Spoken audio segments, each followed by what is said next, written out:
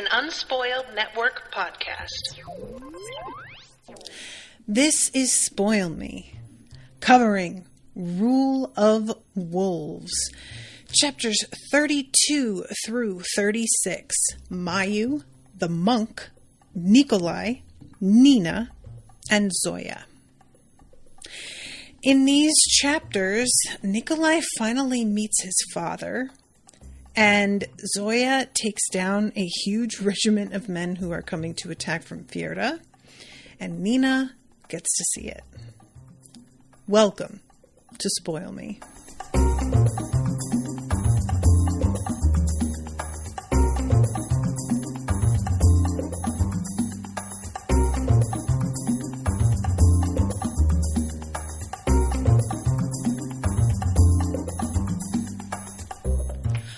Welcome to the show, everyone. I am Natasha. Thank you very much to... Oh my gosh, I'm sorry.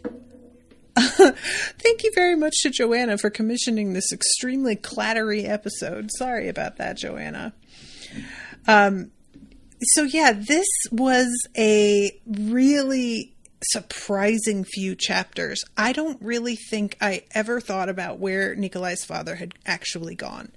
All I knew was that Nina had not been required to set him free.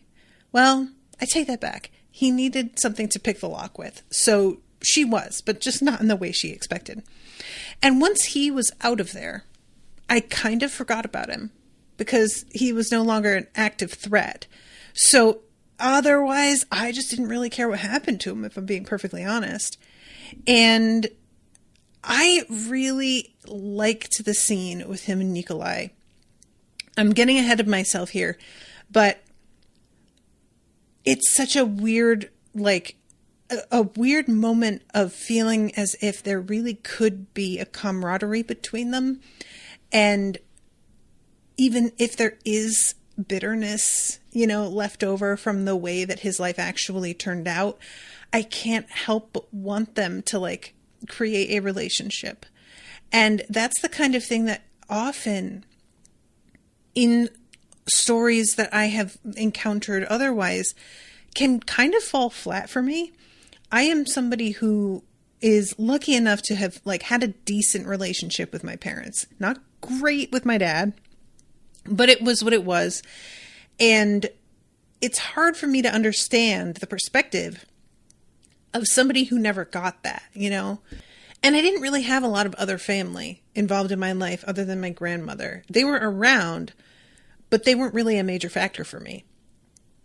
So whenever I would see these stories about people who really have a reunion with somebody who is meant to mean something to them, and I say reunion, but it feels like it's just a first encounter because Nikolai doesn't remember this guy at all.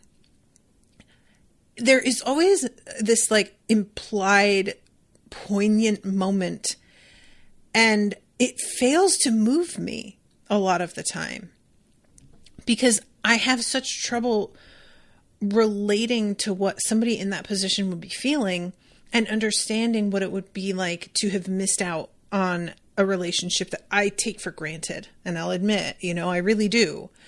And often, a lot of the time, there is a sense of the wronged party, in this case, Nikolai being the one that was abandoned and then put in so many different positions, that they should just forgive, accept, and move on from the way they have been treated by that person.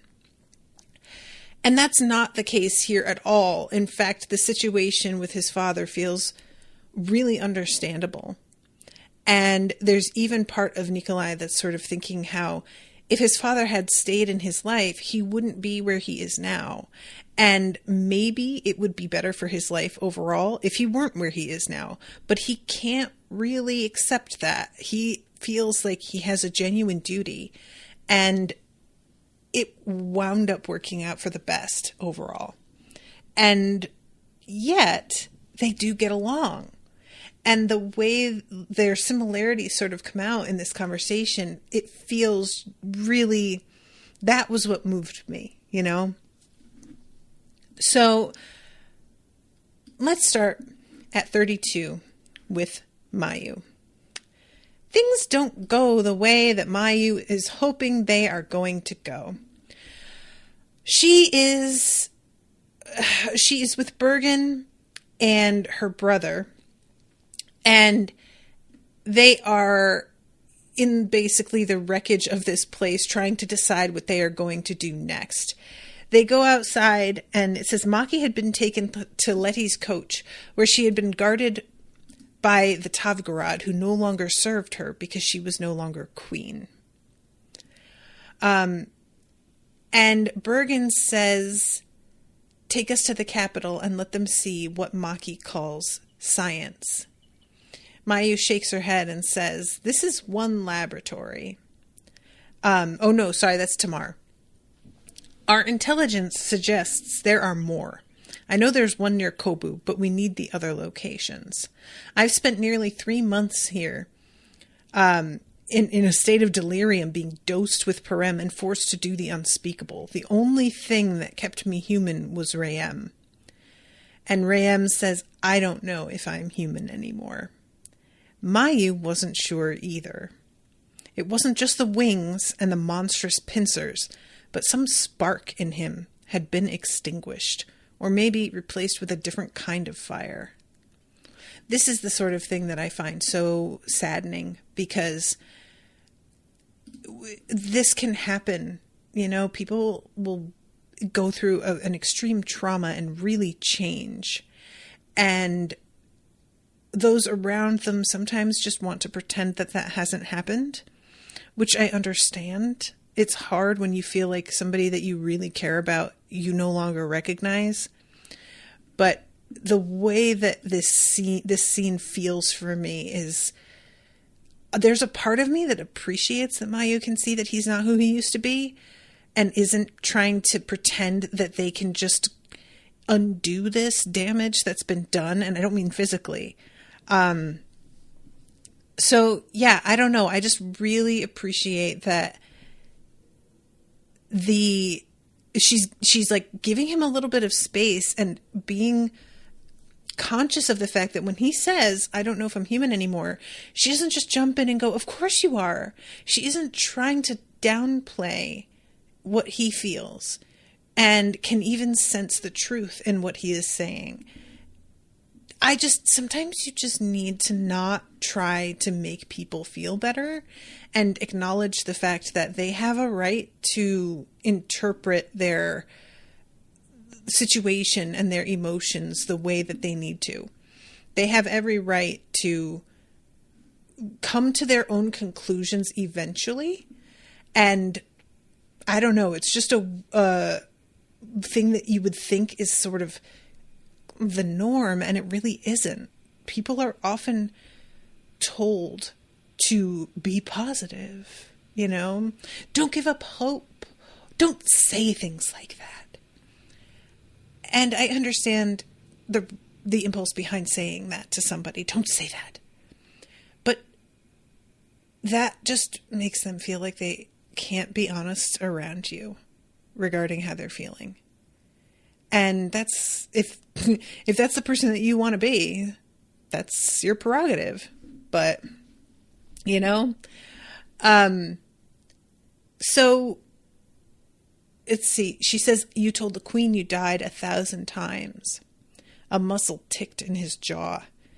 To have your heart stopped in your chest, your flesh torn from your bones, to fall into oblivion, then to wake to nightmares again and again and again, all for the sake of being reborn as a weapon.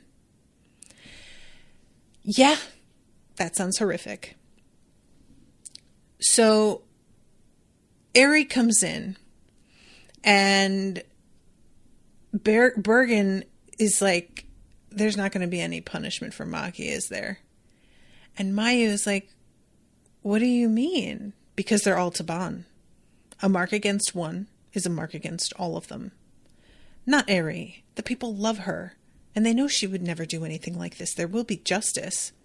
She looked to the princess, but all Eri did was gesture to the door.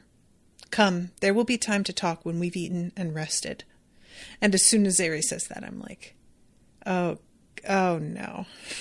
She doesn't answer. She doesn't make any sort of like qualification or declaration. It's just, we'll talk later, which is never a good way to handle that. And Mayu, as they're leaving, is thinking that she will come back and just pull the place down piece by piece. And I really wonder if she will, because I, at the end of this chapter, am not entirely confident that these things are going to be closed down. So they go to the summer palace and they are talking about what to do with Rayam. Mayu wants to bring him to see their parents, saying, they think you're dead, to which he says, good, let them think that. I don't want to see them like this. I don't want them to see me like this. And they may still love me, but I don't know that I could love them back. And that line in particular, there's an implication almost of like a change so profound that he doesn't know that he's capable of the kind of affection he used to be, which that is really rough. So Queen Leti was waiting in the temple hall, seated on a throne and bracketed by Tavgarad, Eri to her right. Mayu Kirket, will you tell us your story? So Mayu goes through and tells everything, beginning with her brother. When she was done, Queen Leti said, you have served the crown well. I would ask you to remain one of our falcons. Eri will need protection from someone she can trust in the years to come. Mayu saluted. I will gladly serve our future queen. But I will not be your queen, said Eri softly. Leti held up a hand. I will rule until one of my great-grandchildren is old enough to serve. Eri and Maki will then act as her regents. This is the kind of thing that is so infuriating, but also exactly how it always works. You take down somebody who is in the kind of position that Maki was in, and usually it doesn't get handled the way that you would expect it to be handled were it literally anybody else. Because she isn't literally anybody else. She's part of the royal family, and she has done things that can't even be acknowledged publicly because they're too awful. And yeah, this is like, Maki violated your wishes before she was even queen. She's the reason Jorda Parim exists. She's the reason my brother... None of those people will ever be the same. They deserve better. The laboratories will be shut down, said Queen Leti, and Maki will no longer have authority over the dispersal of funds. She will not be able to start up the program again. The Caregud will be offered sanctuary. Sanctuary? You mean exile, don't you? They must remain a secret. For now, they will stay here at the Summer Palace to rest and recover while we continue on to the capital. And she is like, I cannot believe that he was right about the fact that there would be no justice. And Tamar says, I was really surprised to see Tamar chiming in like this. If what Maki has done becomes widely known, chaos will erupt. Each of the Taban sisters will become contenders for the throne. I don't want to see this country torn apart by civil war the way Ravka has been. There will be no trial. Maki will claim she's ill and will gratefully serve the crown alongside her sister. You know she won't settle for that. Maki can't be trusted. I couldn't agree more. That is why I have arranged for insurance. And what they do is bring in Minister Yerwe, who is the one that made the deal to not say anything about her mother's deathbed wish that Maki not inherit. And they write out 4 confessions, the copies of each other, and they have Maki sign every single one. One will remain with me, one with Eri, one with Ministers Nag and Zihun, who have no idea of the contents. One will go to Ravka with Tamar Kirbatar. You will abide by the terms I have set before you and the treaty you yourself signed, or your crimes against the crown will be revealed and you will be tried as a traitor to the Taban line. And Maki says that she will never bow to another queen, That is your choice, in which case you may absent yourself from court, and spend your days in a palace of your choosing, guarded by the Tavgorod of my choosing. If you're in need of a hobby, I recommend gardening, sorry. And this is when she says that they won't be sending any troops to help Ravka. Despite this alliance that they set up, despite the risk that he took in saving their lives and sort of allying with his own enemies, they are not going to help him. We fulfill this debt by honoring our treaty and agreeing to support the rights of all Grisha. We cannot do that if we are seen as Ravkan puppets. And this is when Tamara's like, oh, you guys already had a fucking deal with Fjerda, don't you? And she says, they let us know should they occupy Ravka, they will honor our shared border. And Tamara is like, yeah, I'm sure they said that. You have also said some things. So let's hope they are more trustworthy than your asses have been. And it ends with, Queen Letikirtaban, daughter of heaven, was not moved. If the wolves come howling, we will face them then. For now, the fox will meet them on his own. That sucks. I hate that so much. Like, it's, again, completely makes sense. All of that tracks. But it's just so unfair, you know? So then we go to chapter 33, The Monk. And this is Alexander. And there isn't a lot to this section. I felt like, I have to be honest, I understand why his POVs are included, because we need to have some idea of what he's up to and what's going on with him. But I am finding the Darklings chapters kind of tedious. This is the one POV that I'm like not excited for when I come across it, which is pretty good in that it's like at the tail end of the second book. It's not something that was in all of them. And if it's just one character out of the variety that we've got POVs for, that's not a bad record at all. And like I said, I think it's understandable. It's just that he has a really repetitive frame of mind, and he is so one track and so focused and so always consumed with his goal that his internal monologue is very predictable, and it can just feel sort of tedious to me. So we have this conversation with Brother Azarov and him, and Azarov is beginning to sense that there is some shit that isn't right. He like, so, all right, let me back up a little bit. If he remembered correctly, the old fort had been all but decommissioned and used as an ammunition stockpile. We'll go there tonight, he said. After services? Of course. I can just picture him like having his back to the guy after saying, we'll go there tonight. He walks away back to him, and the dude says after services, and he sort of stops and rolls his eyes because it's just like, ugh, I get it. You're devout. Can we just get this going? Christ. This is it? Alexander asked, looking at the crates of decrepit weapons. He picked up one of the old single-shot rifles. We might as well try to slap them to death.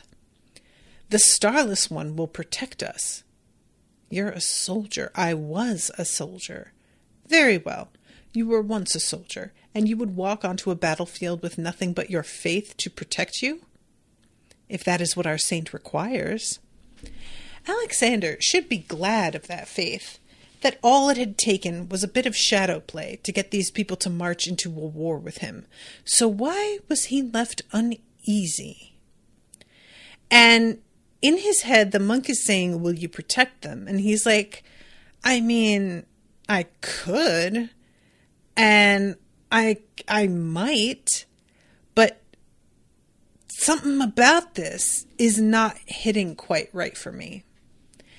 And this is a development that I find kind of delightful. Alexander thought he was going to find straight up violent extremists who supported him that he could take advantage of. And he is finding out that they are wannabe martyrs, which doesn't suit what he, like, it's one thing to be unafraid of death in the way of, say, the Vikings, who were eager to go to Valhalla, and they went running into battle because a qualification of getting to Valhalla was dying fighting. That is somebody who does not value their life enough to resist doing a thing you want them to do as their commander, but who does value their reputation enough to put up a damn good fight before they drop. If you've got just wannabe martyrs, success does not matter to them. It's the gesture of dying that matters. And that isn't going to be something he can really work with. And I think this is hilarious because he had an idea of what he was getting here, and it is not this. So then we get a little bit of like backstory on the way he found his way to power and established the Second Army and the little palace and everything. And essentially what he did was went to the king and showed what he could do and was like, imagine if you unleashed me against our enemies, the kinds of victories that you could sustain. And some of the people in the court think that he's a fraud or a demon. But the king is essentially like, I mean, maybe he is a fraud or a demon. I can only think if he does what he did just now out on the battlefield, it will do well for us. So I don't really care if he's a fraud. He was convincing enough to make it look real to us. I have to think that he can do that again to our enemies. And that is a really smart way to approach it, to be perfectly honest. Maybe you can't actually do the thing, but if you can't, and I approve you to go out into battle, and you can't, that's kind of your problem. You know, like, if you can't back up your prowess, it's your life you're risking. So, you know, go ahead. So eventually, after the battle is won and he's in the position to request a reward, he asks for leave to go around the country and gather Grisha and make a second army. And it takes a long time and it takes their relentless fucking victories. But eventually people start to realize what a benefit this is. And there's only King Yevgeny's apparat continued to campaign against the Grisha. He railed that the saints would forsake Ravka if the king continued to harbor witches beneath his roof. Every day he would stand before the throne and rant until he was short of breath and red in the face. One day he simply keeled over. If he'd been helped to his death by a korporalnik posted by a shaded window, no one was the wiser. The next apparat was more circumspect. Oh, was he? And he preached the tale of Yaromir and Sankt Felix, a story of extraordinary soldiers who had helped unify a country. And 2 years later, Alexander began to work on the little palace. And he's asking himself what had changed. Things had seemed to be going in the direction that he wanted. The goal of being able to give Grisha a home was achieved. And he's just thinking, like, everything has changed. People live and die. Powers rise and fall. And the Grisha were not accepted. They were resented in Ravka and hunted abroad. There was no end to it. And so he had sought an end. Power that could not be questioned. Might that could not be reckoned with. The result had been the fold. His first soldiers were dead now. Only he continued on.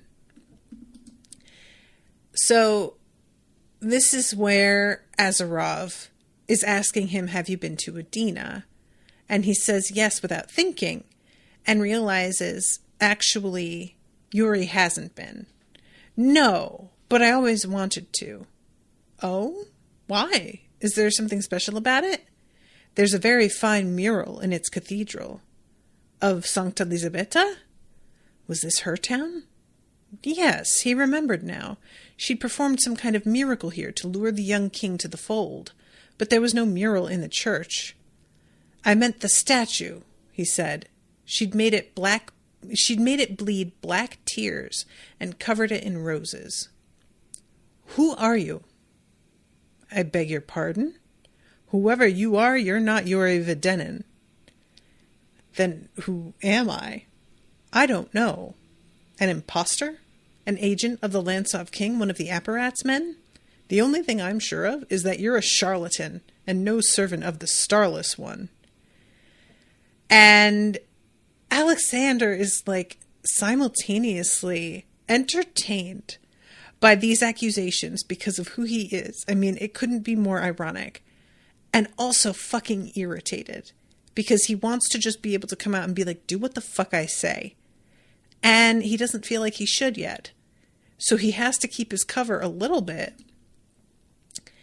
And Azarov calls for Brother Chernov. Down in the market square, Chernov looked up and waved. He and the other pilgrims carried baskets and crates full of food and supplies. Alexander yanked Brother Azarov behind the cart and clapped a hand over the pilgrim's mouth. And he tells Alexander, but right before this, you're not fit to speak the name of the Starless One, and then here calls him evil. And Alexander is like, you know what? I mean, maybe. And he summons a Nichevoya, which comes behind Azarov, shoves its hand through his chest, and rips his still beating heart out as it goes forward so that he looks down at the hand holding his heart before he dies. It's truly horrific. Really. Yikes. And then Alexander is like, oh God, what do I do with the body? What do I do with the body?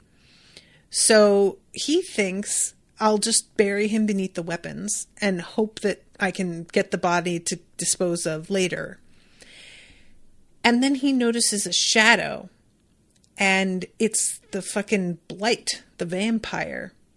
And he's thinking that he should run.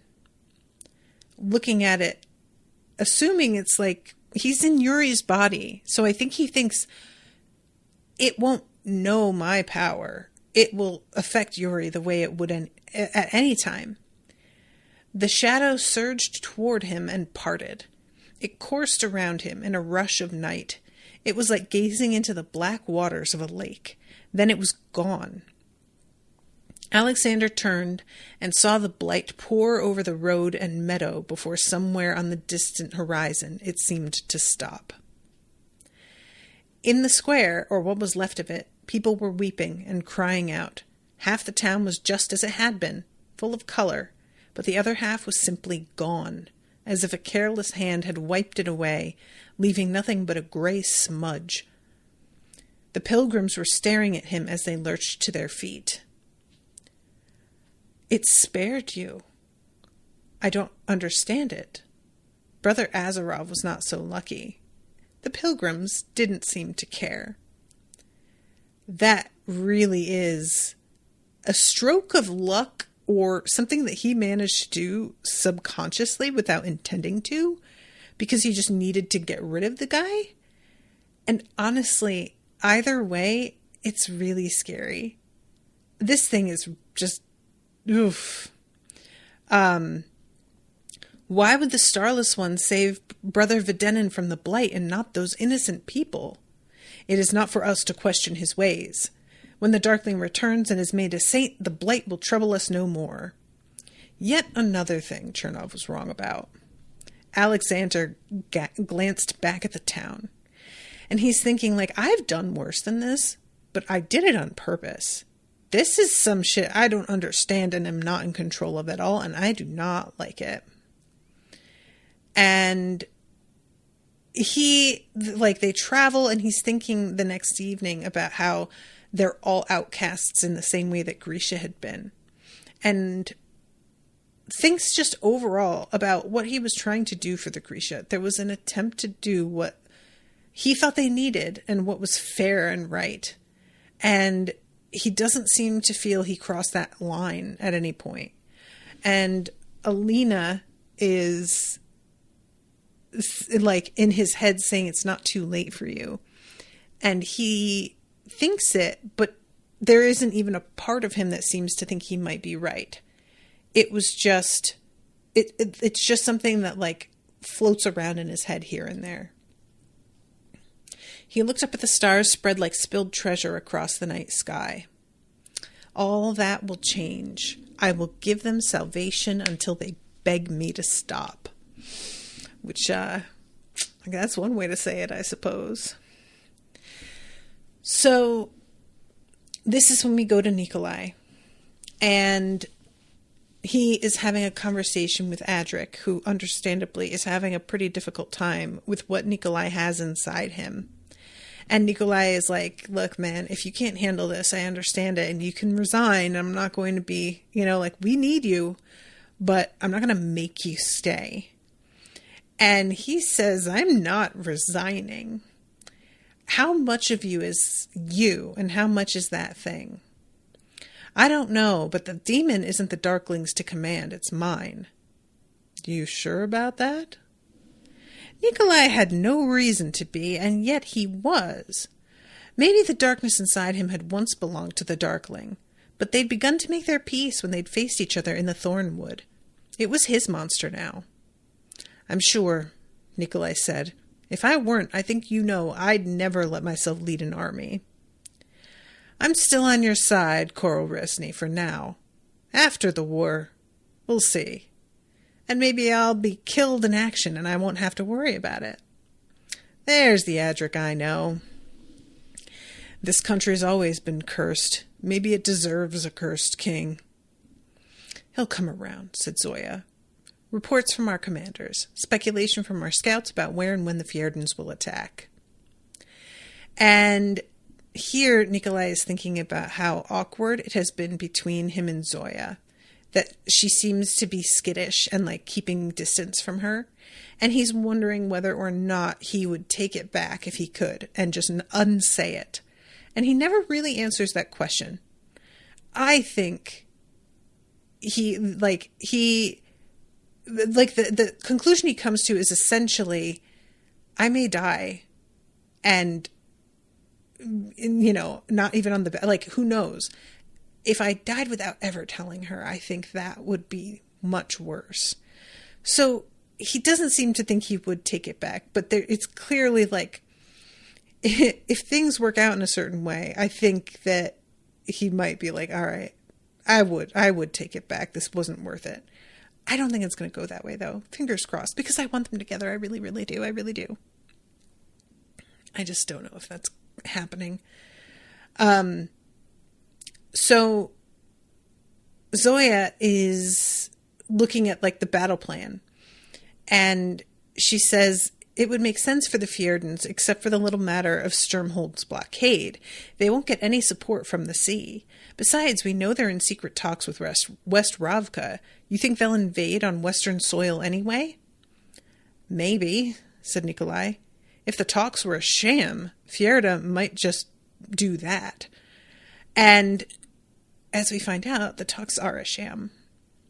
Arisk was closer to the Fjerdan capital, and its rocky topography was rough but manageable.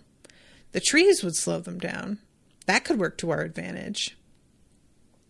So this is when Kerrigan comes up and tells him there is a dude here who looks really shabby, and he is demanding to see you by yourself.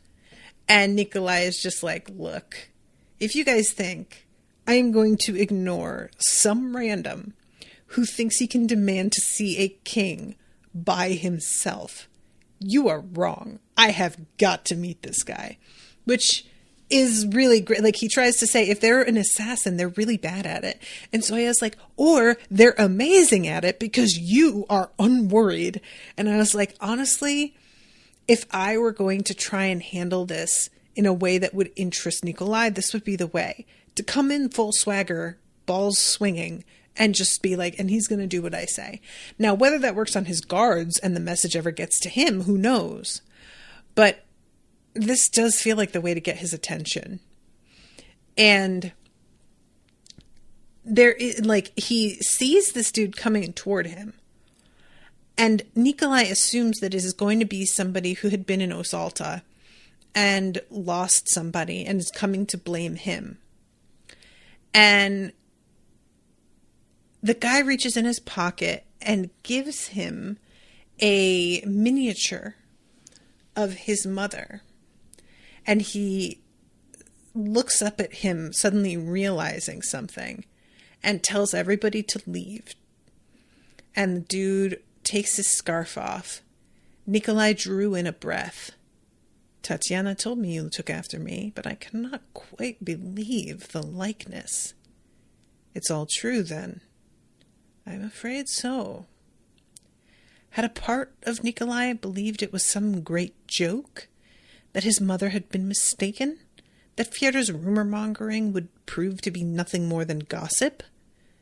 But here was the proof. All the whispers were true. He was the pretender. He had no Lansov blood, not a drop of it. In fact, he was more Fjerdan than Ravkan. And he's like, what the fuck are you doing here? And his father says, I tried to come to warn you of the bombing. I overheard their plans, and I got there in time to sound the alarm, but it was all for nothing. And Nikolai is like, okay, I know that the bells began ringing before they should have been able to see the Fjerdans coming. And that points to the fact that this guy was trying to do the right thing. But maybe he's just very slick and knows how to make it seem like he was trying to do the right thing. So then Nikolai is like, how did you know that I would be here? And he says, I didn't know you would be here, but I knew damn well they were not letting me anywhere near the fucking palace. So I had heard that you came here fairly often, and I hoped that I would get lucky, and I basically did. And Nikolai's like, oh man, have you told anybody else I'm here? And he says no. And again, Nikolai's just like, I don't know how much of this to believe. And it seemed impossible that this person who had loomed in his imagination so long should be standing right before him. He had never wanted to be an ordinary man more. An ordinary man might greet this stranger properly, invite him in for a glass of whiskey or a cup of tea, take the time to understand him. You haven't answered my question. Why come here? Is it blackmail you have in mind? Do you think so little of me? I know so little of you. You're a stranger to me. I wanted to know you, Opsher said. I kept my distance for your mother's sake. I never wanted to risk harming either of you. I'm here because I'm selfish, because I wanted to see my son once, before I disappear. It's the best gift I can give, the only gift, really. As long as I live, I'm a threat to you. And Nikolai thinks he's saying he's going to kill himself, and he laughs in response. Nikolai felt a chill race up his spine. That was his laugh. This is something that's so interesting to me. And anybody who is adopted and didn't actually meet their birth parents, if they ever did, but if they didn't meet them until after they had developed a full, like, adult personality. And by adult, I mean, like, you know, not, we try things out with our personalities a bit when we're younger. But there comes a point where gestures and laughs and tics, those become like who you are. And I always think of this as something that happens because you watch your parents doing it and you begin to imitate their movements and their manner of speaking in certain situations, or their means of dealing with aggression in conversations, whatever. And you imitate them, and so it looks like you resemble them, but you're just imitating behavior you've already seen. But this is a man who grew up without his father, and he has the laugh that his father has. And it's almost like there wouldn't have been any way to avoid that. And I am really curious, anybody who was adopted and then met their parents, did you ever have a moment where you see a movement of theirs that you do all the time, and you realize very suddenly, like, there's the link? Because I have always attributed that as like to something that is learned, but that suggests it's innate somehow. And I find that interesting. So he says, I'll go to Novia Zem. I have money and I have time. I'll live a new life there. Maybe I'll have myself tailored. A shame. We're extremely handsome. Opsher grinned. Think of all the poor souls who will never look on this face.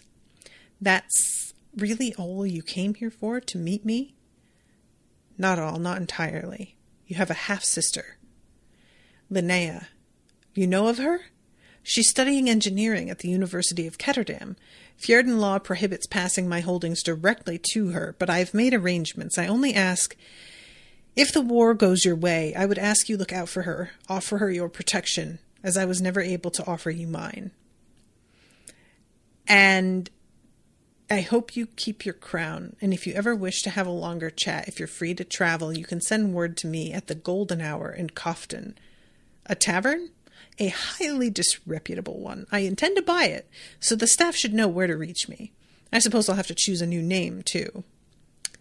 And Nikolai is looking at him thinking, God, I really want to keep talking to this guy.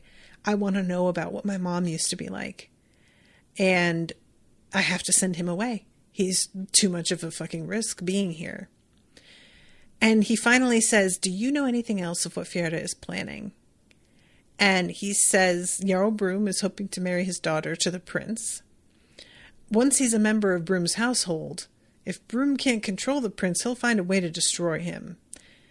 And he says there's a quality among Fjerdans called gerkenig, the need for action. And Nikolai calls it recklessness, and he says, not exactly. It's a need to seize the moment.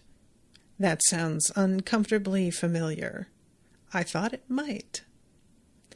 And they hear all of these booms. Nikolai just says fireworks, and his dad says, of course. And I suppose this is where we say goodbye. And Nikolai reflects on never having had a proper kind of father. He had read enough books and seen enough plays to understand what a father was meant to be. Someone kind and steady who dispensed wisdom and taught you how to wield a sword and throw a punch. Actually, in most plays, the fathers got killed off and had to be avenged, but they certainly seemed wise and loving in the first act. That was what he had believed in this moment. Nikolai had never missed having a father because he'd never really had one. Your miniature. Keep it. I don't want to look backward. There's too much regret there. Good luck, Your Highness. Nikolai watched his father go. He had to wonder at the mad ambition that brought him here, that had driven him to pursue the crown when he might have had 100 other lives. He might have left the future of Ravka to his brother. He might have gotten to be someone's son. He could have loved whom he wanted to, married whom he wished to, assuming the vexing creature said yes. But all those lives were gone. He'd given them up for Ravka. Would it be worth it in the end? And this is really something, because saying, like, I gave up all of that for my country doesn't sound... like, it sounds like something I would kind of roll my eyes at and be like, oh, wow, what a sacrifice you're making for a huge amount of power. But honestly, seeing the actual position that he's in, the power he gets is truly not real impressive, all things considered, regarding how things stand at the moment. So he meets up with everybody, and he's got an idea that he's like, this is going to be really risky. I'm going to have to send Zoya away and not like, this is just, I really hope it works out. He would write a letter for Zoya to ask her to take care of Linnea Opsher if he didn't survive, tell her all the things he hadn't said on that damned airship, and that he wasn't fool enough to turn around and say now. He didn't pause, and his steps didn't falter. He would not look backward either. So we go to Nina. And I was so surprised because basically Nina and Hannah just like stay in bed together for Hannah's mother to find, which seemed like an insane risk to me. And I was assuming that, of course, they would do their business and then they would split up and go to their separate rooms and pretend that it hadn't happened. And they are so relaxed about Ylva seeing them, which truly I was like, guys, this feels like a really bad thing. Like, I didn't understand why they weren't more worried about it, but they just sort of like giggle. And Hannah says they're going to send me back to the convent. And Nina is like, with a bunch of women, that's certainly not where they're going to send you. You're right. They're going to marry me off. And all of a sudden, Nina just says, let's leave. What? Let's leave. Just like you said, but with less galloping. We'll go to Ravka. We'll go to Novia Zem. She knew what Hannah was going to say, that she couldn't disappoint her parents, that she had a duty to remain, that she could do more good for Grisha and Fjerda as a princess and one day a queen. And I'm sitting here thinking, Nina, have you been listening to the vibe at all? That is absolutely not how Hannah is feeling. Why aren't you listening? And so she is truly taken aback when Hannah says, do you think the Hringsa could get us out? And she's like, wait, what? I thought you were going to say no. I just, never let me go. Never, Hannah said. Do you still think peace is possible? Only if Ravka can push Fjerda back decisively. If this turns into an invasion, Fjerda has no reason to sue for peace. But if Ravka makes a real showing, Fjerda will have to consider its options. I don't think my father will retreat, not this time. His reputation can't afford it, and peace is not the vision he had for Fjerda's future. Then let's hope the prince is strong enough to choose another path. And she says, well, we'll make sure he is, and then we'll get the fuck out of Dodge, essentially. So they get dropped onto this airship that is so enormous, it causes Nina to sort of despair, honestly. The size and quality of this thing is absolutely leaps and bounds ahead of any of the things that she has seen in Ravka. And in general, it's just dread. It was beyond imagination. The airship set down on one of the base's landing strips, and she followed Hannah and Ylva along the gangway. So they are given these very small, tight quarters, and Ylva is saying, oh, it's good that we'll all be together, and Nina is realizing that she means like, oh yeah, I can't have you guys getting any time alone. I have to keep an eye on you. And this is when we find out that the Fjerdans weren't actually negotiating with West Ravka. No, we had no reason to negotiate with them in good faith. Their navy is no match for ours. With the blockade in ruins, we can invade by sea in the south and on land in the north. Our forces will crush Oskervo like a pair of pincers. So Nina, of course, is kind of flipping out and just thinking, there is nothing to do. There is absolutely not a thing. I am just going to have to sit here and watch this attack and let it happen and be witness to a failure of mine that is quite profound. And They are stepping outside, and the prince comes right up to Hana and insists that she go off with him without any chaperones in a way that is honestly extremely disrespectful and purposefully fucking with her reputation. It's the sort of thing that everybody was excited about the attention that he was paying her, in thinking that meant he would propose. But it's starting to look like he may just try to take advantage of her to get revenge on Broom and not marry her and, quote, ruin her. Which, if she's just going to fucking bounce with Nina, I guess Hana's reputation could take the hit, but that's like assuming it's all for show. If he's actually planning to assault her, I don't care for this at all. And Hana had never been alone with the prince before. It was not acceptable or appropriate, unless he intended to offer her the promise of marriage. Was that what this was? And if he did propose, Hana would have to say yes. Nina wanted to scream.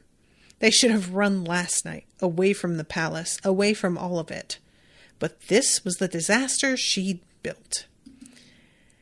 And Hana tells her it'll be fine. We'll find a way out.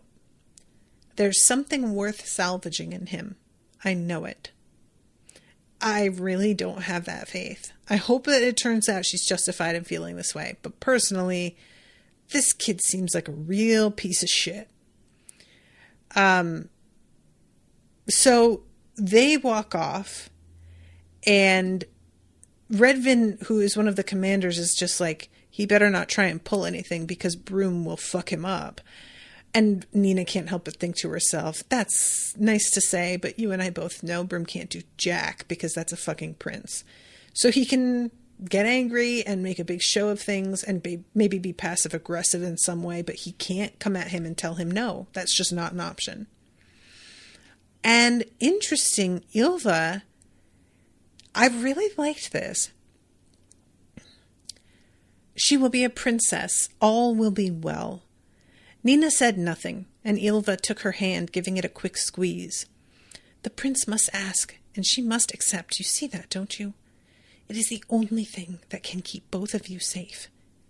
You can join their household. It's not unheard of, if you're careful. Oh my God. Basically, she's like, I get it. You guys are into each other. And if you want to keep that up, I think there's a way that you can. Just don't be an idiot. And there is something about that that feels genuinely supportive in a way that's super touching. Like, would be more supportive if she were like, she should just run off with you. But this is not a woman who's going to say that. So within the confines of what's like societally acceptable and considered ladylike, this is a pretty bold stance that she is taking on behalf of her daughter and her daughter's happiness in a way that I think is so unexpectedly sweet that it really got to me a little bit. I am really interested to see what Hana's reaction will be if Nina tells her later that her mother suggested this. I really love this for the two of them, you know? And Nina says, of course, whatever Hana wants. Ylva's gaze was distant. What we want for ourselves and for our daughters has never been the question. Only what we can bear. Oh, that got me right between the eyes. That was a rough one. And later on, after the defeat, she warns Nina and says after a loss, soldiers are looking for someone to punish. And that feels like something a woman who has been beaten by an angry commander after a loss would say. That feels like it's coming straight from experience, and that is super sad. Even like they have a better relationship than I would have expected to be honest, her and her husband. He dotes on her in a way I didn't think I would see, but it is certainly within limits. You know, there's a place that she should occupy, and he would not continue to look at her this way if she tried to step out of that at all. So here comes the invasion and the Fjerdan fleet. And Nina is watching them, and Redvin is saying, this is the first strike. We'll drive inland, then close on Oscarfo from the south as Brown's men close from the north. And Nina is watching and is like, where's the opposition? Ylva is even like, what is going on? And he thinks this blockade was expected to hold, so they didn't leave many people here. It's just a skeleton crew. And he is very confident about this. And Nina is like, his blockade, how did they get through that, actually? And later she realizes, oh, they were allowed through. They made it look like, okay. And she sees Zoya standing on the rocks. And she sounds so majestic. Ravka's most powerful squaller and Grisha general. If Ravka was making its stand on the northern front, what was Zoya doing here? Does it trouble you, Mila? I have long been a soldier's wife. I'm used to the realities of battle, but we don't have to watch. No, said Nina, I want to see. And the Fjerdan soldiers are getting off of their little boats, getting into the water to charge the beach. This is a Normandy sort of situation. And all of the soldiers on the rocks raise their arms and call down lightning. And everybody realizes in a moment what is about to happen. And every one of these soldiers just gets electrocuted to death in the water. And I do really appreciate that Nina is looking down at them and she can't even feel glad of their deaths because these are just fucking soldiers.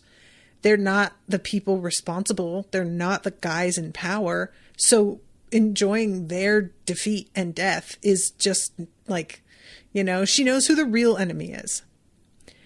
And I'm trying to see if they ever say exactly how many men this is, but this is clearly the kind of victory that is so decisive and so brutal that not only is it just militarily speaking a setback, the image of how quickly and utterly soundly they were defeated is going to be difficult to shake.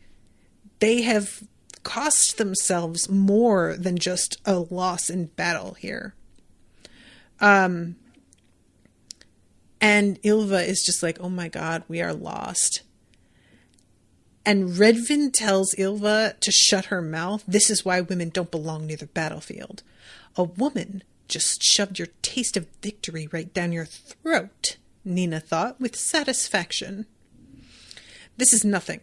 This offensive was insurance. The Ravkans have a nightmare waiting for them on the northern front that they'll never recover from. A weapon like nothing this world has ever seen, and the royal whelp helped create it. And he's talking about the prince, because again, he does not respect his own prince at all. And he says he's more bloodthirsty than any of us could have hoped. Got the idea at the opera, if you please. And she remembers the songbird and the, notes about this weapon that she had found on Broom's desk.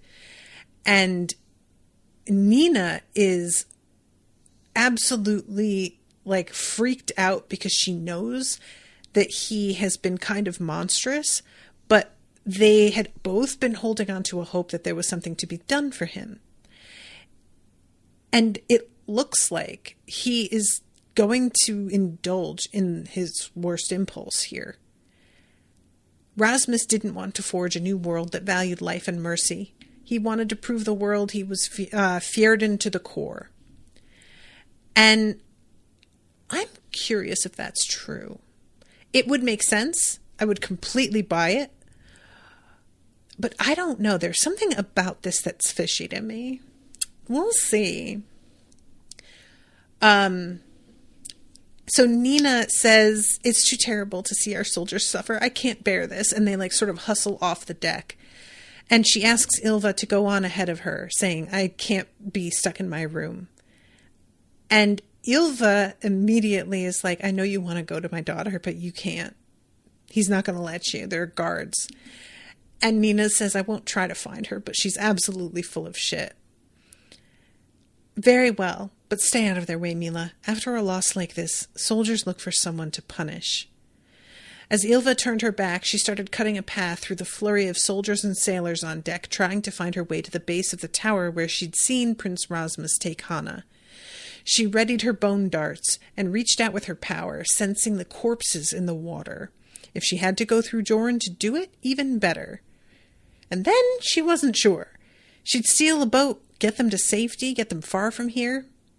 She pulled open the door to the base of the tower and wrinkled her nose. There was a strange smell, incense, and the scent of turned soil. She felt a prick against her neck, and then she was falling forward into the dark. They have her. I am not excited about it. I am not excited at all. So we go to Zoya, and her chapter's super short, and I'm over time here, so I'm going to have to wrap. But Zoya is just coming down off the rocks after this attack. And we're finding out that a bunch of the things that they had set up to look like tanks are actually just painted props. They've just been lured in. The Fjerdans completely fell for this bait. And Genya and Zoya have a bit of a confrontation here. Zoya wants to plow headfirst into rescuing Nina because, again, there's a message. A man in monk's robes came ashore a little ways up the coast, brown and bearing the sun summoner's symbol. I have Mila Janderstadt. Come to the eastern observation tower aboard Leviathan's mouth. She will await you in the cells. This is a trap, said Genya, not a negotiation tactic. He wants you to do something rash. Zoya, what are you doing? Something rash. We have a strategy. It's working. We need to stick to it. And Nikolai needs you to help guide our rockets. Zoya hesitated. She didn't want to leave her king without the resources he needed, and damn it, she wanted to be beside him in this fight. But, yeah, this moment of her thinking of what he said, no prince and no power could make me stop wanting you. The memory was like drinking something sweet and poisonous.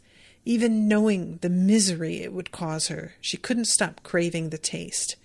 Whew, that's a good line.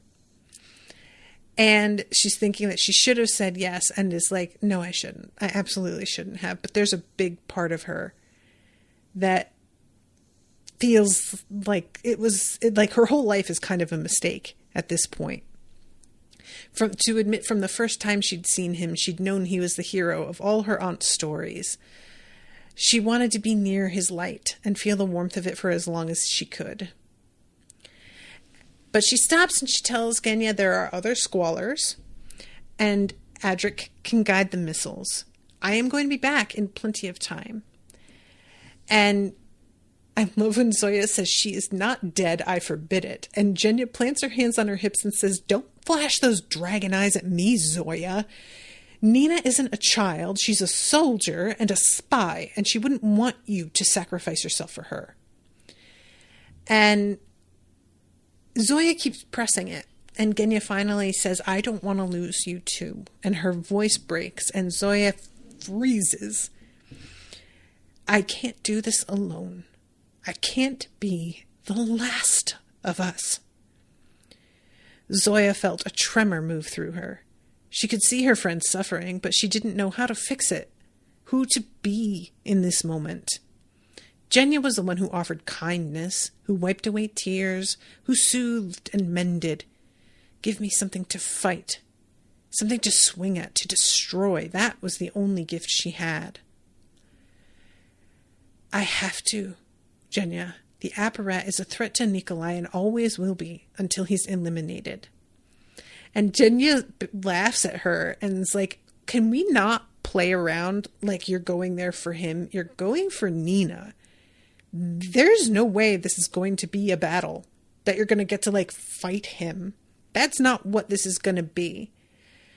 And Zoya is like, if she's a spy and I don't come, they will torture her for information and I will be goddamned if I sit here knowing that's what's going to happen to her. And Genya is like, again, she is a soldier and she knew the risk of what she was doing. Do you know how the Darkling lost? And Zoya says no. And she says, because he always fought alone. He let his power isolate him. Alina had us. You have us. You push us away, keep us at arm's distance so that you won't mourn us. But you'll mourn us anyway. That's the way love works.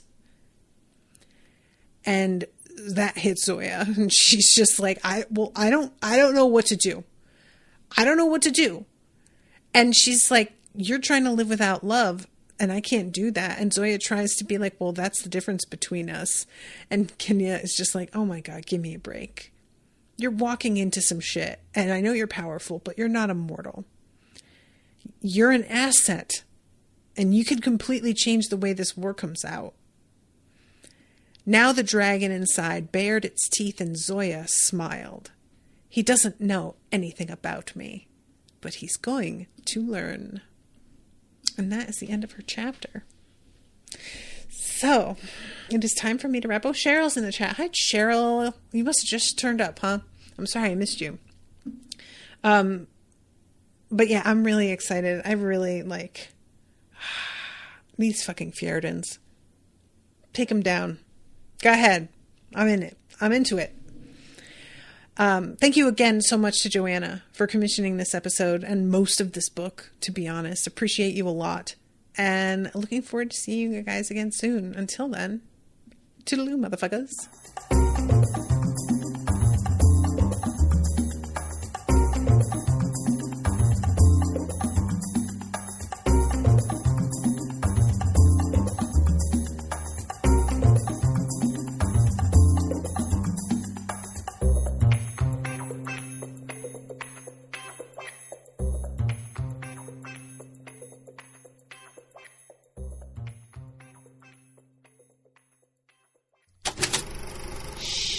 That was an Unspoiled Network podcast.